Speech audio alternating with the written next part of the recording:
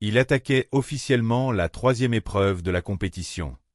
Son tout premier objectif stratégique était de réaliser un acier damassé de haute technicité, présentant un très joli motif de lignes entrelacées qui ressortirait magnifiquement après la révélation finale à l'acide.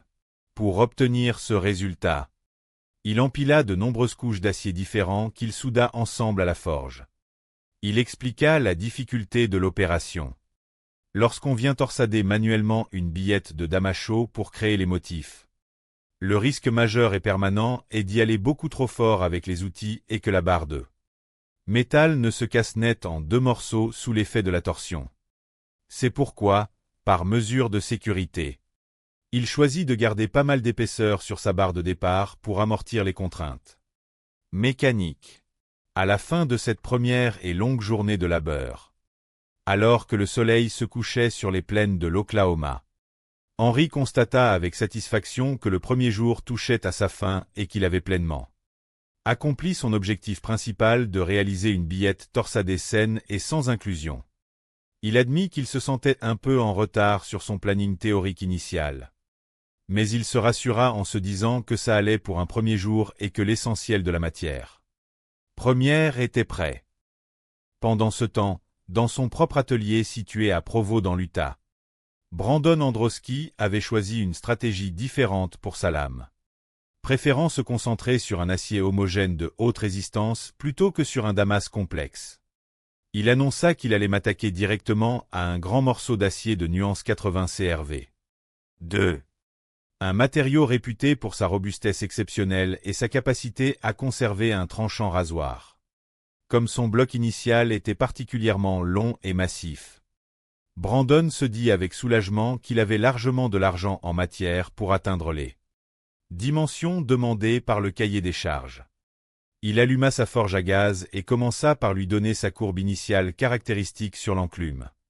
En frappant de grands coups cadencés, il expliqua aux caméras que le point le plus difficile et le plus exigeant physiquement dans le fait de forger ce grand sabre entièrement à la main, sans aide extérieure, était sans aucun doute de respecter scrupuleusement cette forte courbure réglementaire tout en maintenant la rectitude des flancs.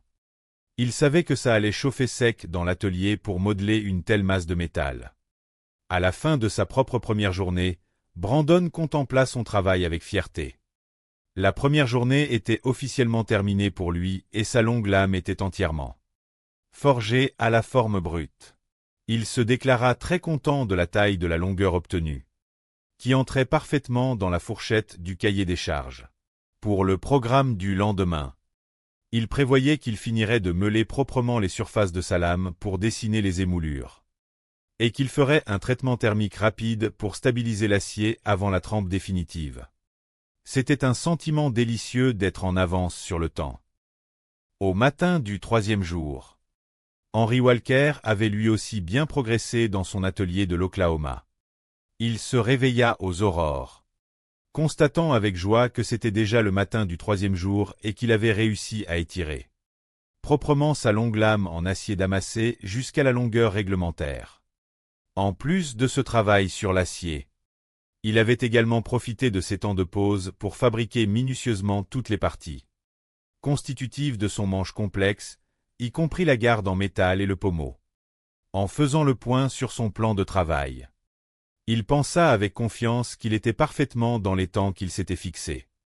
Il comprit qu'il devait maintenant passer sans plus tarder à l'étape la plus critique et la plus redoutée de tout le processus de fabrication: le traitement thermique global et la trempe dans l'huile. L'heure de vérité avait enfin sonné pour l'artisan. Il chauffa la longue lame de damas à une température homogène avant de la plonger d'un geste rapide et rectiligne dans un immense bac vertical rempli d'huile de trempe. Après le refroidissement complet du métal, il sortit la lame du liquide pour l'inspecter visuellement sous une lumière rasante. La question cruciale qui l'obsédait était de savoir si sa lame était parfaitement droite ou non.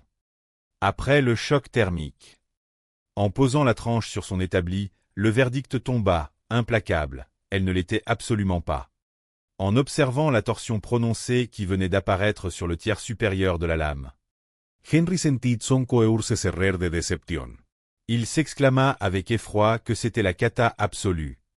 Car la trempe venait de déformer complètement et violemment sa magnifique lame en damas sous l'effet des tensions internes du métal. L'acier était certes devenu bien dur comme requis. Mais la lame était toute tordue et inutilisable en l'état pour un sabre militaire. Après quelques secondes de découragement, Henri se reprit, refusant d'abandonner si près du but. Il se dit que tout n'était pas encore perdu pour lui.